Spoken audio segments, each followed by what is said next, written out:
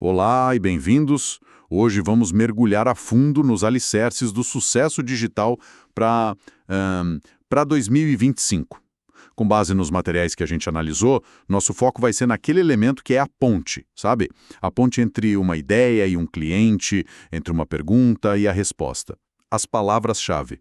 Parece básico, né? Mas é aqui que tudo começa. Exatamente. E essa ideia de alicerce é perfeita. Uma das fontes que a gente leu lembra de uma frase do Peter Drucker que é o que pode ser medido pode ser melhorado. Em 2025, ter um site é como ter um endereço. Só isso. Mas para que as pessoas certas achem a sua porta, você precisa de sinalização. E as palavras-chave são essas placas, né? Faz todo sentido. Elas são a primeira linha de comunicação entre a necessidade de alguém e a solução que você oferece, muito antes de qualquer clique. Ok, então vamos destrinchar isso. Lendo os materiais, a primeira coisa que salta aos olhos é que assim, nem toda palavra-chave é igual. Parece que existe uma batalha constante entre volume e especificidade. De um lado, os termos gigantes, as head tails, e do outro, as super específicas, as long tails.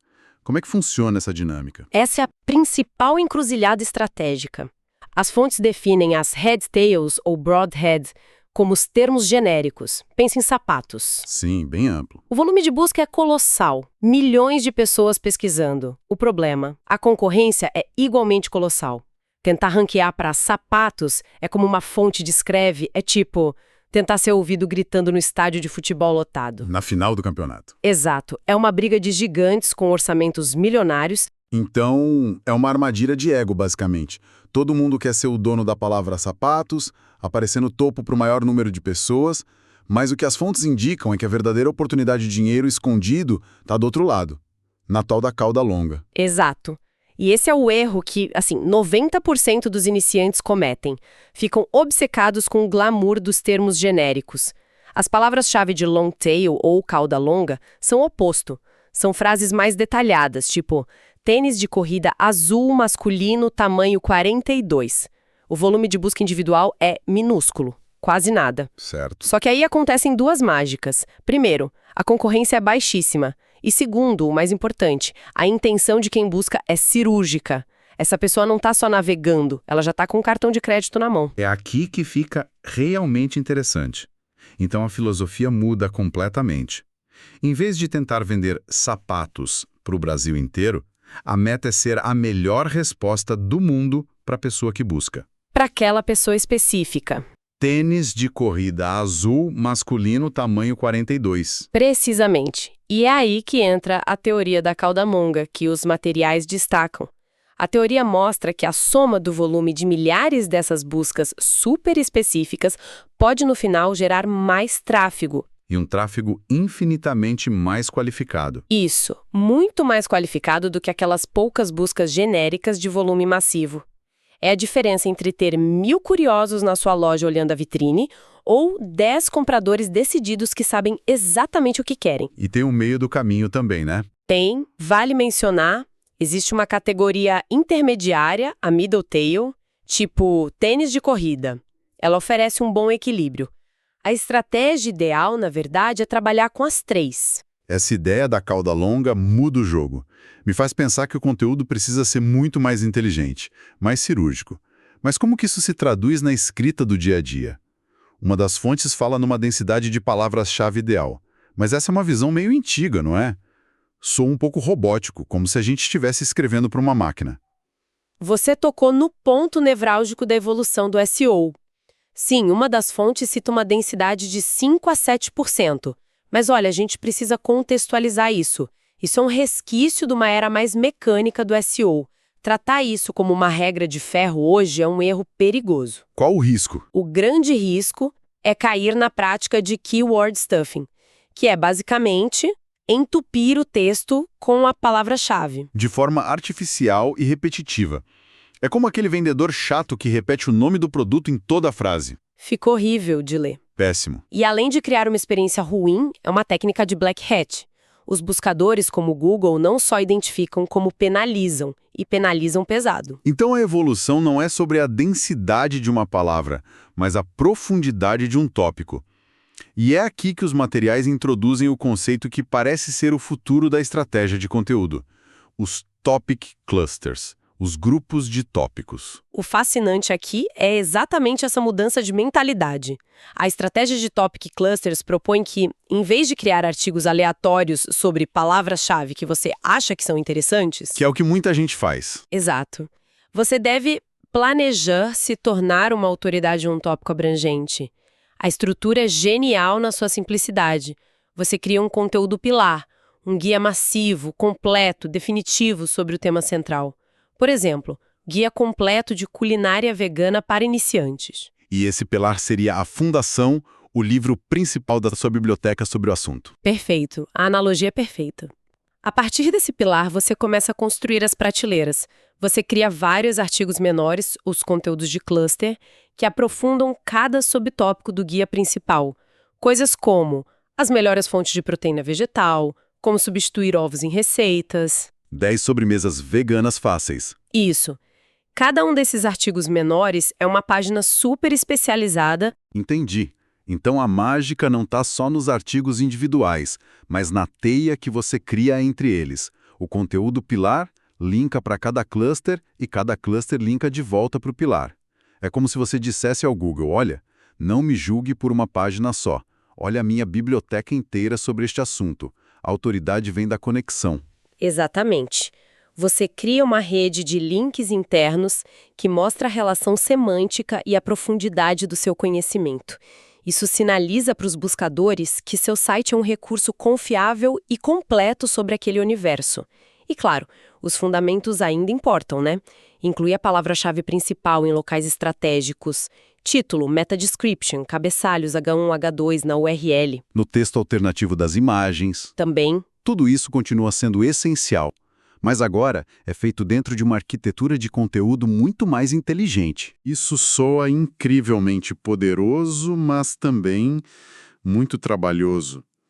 Uma empresa pequena, com uma equipe de uma pessoa só, conseguiria mesmo executar uma estratégia de conteúdo pilar de forma eficaz?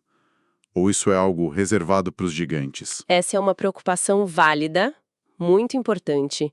Mas a beleza dessa estratégia é que ela é escalável. Você não precisa construir a biblioteca inteira em um mês, sabe? Começa aos poucos. Sim, começa com um pilar e 3 ou 4 clusters. O importante é a intenção e o planejamento. É muito melhor ter um tópico extremamente bem coberto do que ter 50 artigos soltos sobre assuntos aleatórios. Foco é a vantagem, então. Para uma empresa pequena, o foco se torna uma vantagem competitiva. Em vez de tentar falar sobre tudo, ela pode escolher um nicho e se tornar a maior autoridade naquele pequeno universo.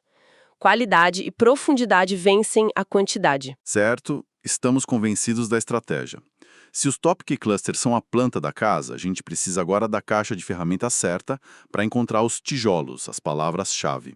Para quem está começando, por onde ir? As fontes nos dão um ótimo kit inicial. A ferramenta mais fundamental, especialmente para iniciantes, é o Google Keyword Planner. A do próprio Google? Isso, é gratuita, parte do Google Ads e te dá os dados mais valiosos. Volume de busca mensal, sugestões de termos, tudo direto da fonte. Outra ferramenta citada nos materiais é o Word Tracker, que funciona de forma parecida, oferecendo mais ideias. Mas volume não é tudo, né? E para entender o timing, entender se um assunto está em alta ou em baixa. Para isso, o Google Trends é insubstituível. Ele não te dá o volume exato, mas mostra o interesse relativo por um termo ao longo do tempo. É perfeito para identificar sazonalidade. Ah, tipo receita de panetone. Exato, o interesse explode em novembro e some no resto do ano, e também para capturar tendências, tópicos que estão começando a ganhar atração e que podem ser uma oportunidade de sair na frente. Falando em sair na frente, as fontes reforçam muito a ideia de que as ferramentas não contam a história toda. Uma das táticas mais poderosas parece ser a boa e velha espionagem. Digo, análise competitiva. É, por aí.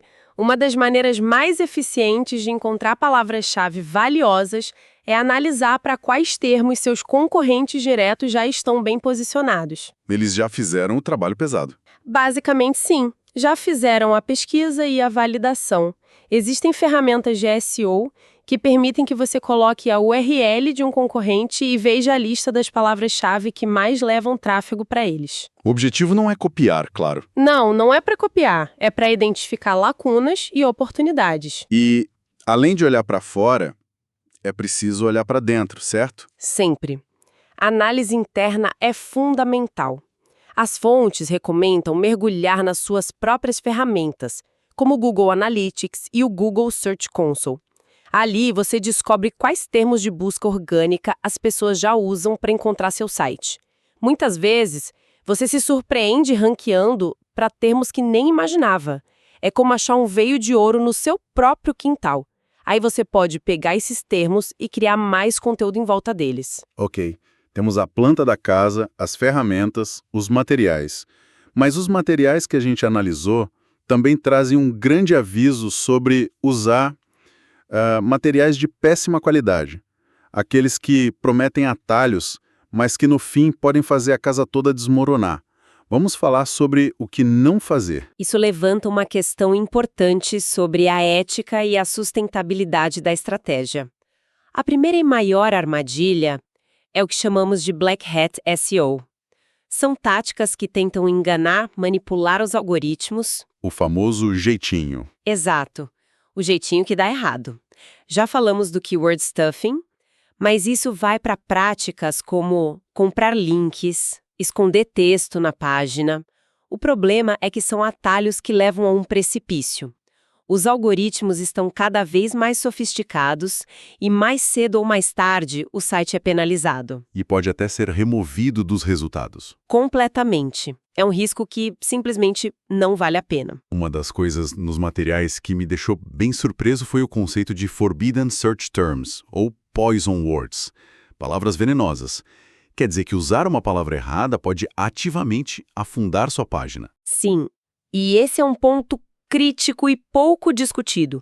Existem termos, muitas vezes relacionados a nichos sensíveis, ilegais ou de baixa qualidade, que são considerados tóxicos pelos buscadores. Se esses termos aparecem no seu título, na URL ou na descrição, eles agem como um sinal de alerta negativo.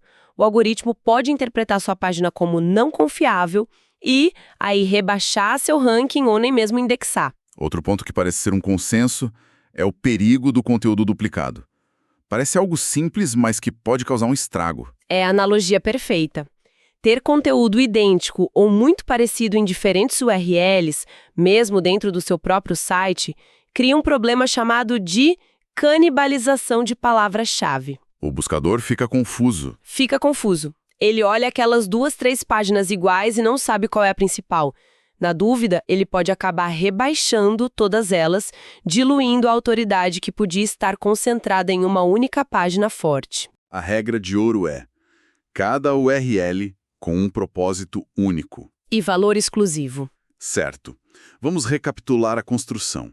A chave para uma boa estratégia de palavras-chave em 2025 é usar os tijolos certos. Equilibrar os termos genéricos com os muito mais específicos e valiosos da cauda longa. Mas os tijolos sozinhos não fazem nada. É preciso ter uma planta, uma arquitetura, que é a estratégia de tópico clusters, construindo autoridade sobre tópicos inteiros. Para isso, usamos a caixa de ferramentas certa, com pesquisa e análise. E o mais importante, evitamos a todo custo os materiais de má qualidade, as táticas de black hat que prometem atalhos, mas que no final levam à ruína. Síntese perfeita. E para deixar um pensamento final, algo para refletirmos, até agora todo o nosso foco foi nas palavras que as pessoas digitam. Certo. Mas a tecnologia está mudando como a gente busca informação. Com a ascensão meteórica das buscas por voz, com Alexa, Google Assistente, e da busca visual, onde a gente aponta a câmera para algo com o Google Lens, a grande questão para o futuro é como otimizar um site não apenas para texto, mas para conversas e para imagens. Estamos entrando na era da otimização para motores generativos, a chamada GEL. E isso, de fato, muda o jogo completamente. A palavra-chave do futuro pode nem ser uma palavra.